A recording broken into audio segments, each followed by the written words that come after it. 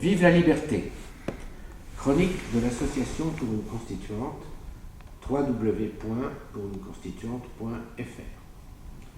Vive la République, pourrait-on dire en cette rentrée 2013-2014. Car tous les responsables, qu'ils soient PS ou UMP, se présentent en défenseurs de la République. Tellement défenseurs d'ailleurs qu'au nom même de la République, ils font bloc contre le Front National, dont la montée est évidente. Ce fameux Front républicain, qu'on retrouve assez systématiquement désormais dans les deuxièmes tours des élections, ne semble pourtant pas faire recette. Pourquoi ? Est-ce parce que les électeurs sont attirés par le Front National et sa démagogie ? En partie, malheureusement, oui. Le discours démagogique du FN trouve maintenant des échos de plus en plus forts. Mais aussi parce que le rassemblement UMP-PS n'apparaît pas vraiment républicain aux yeux des électeurs. Les accords entre l'UMP et le PS sont profonds sur des thèmes particulièrement éloignés des préoccupations des électeurs.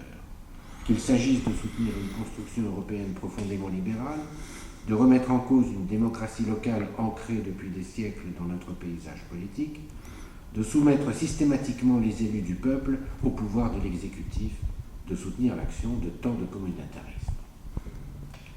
Le combat contre le Front National est essentiel pour tous les républicains.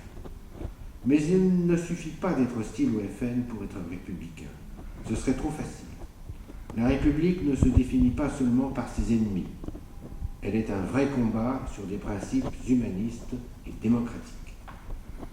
Les électeurs l'ont évidemment compris, et ce n'est pas par désintérêt pour la politique qu'ils s'éloignent des urnes.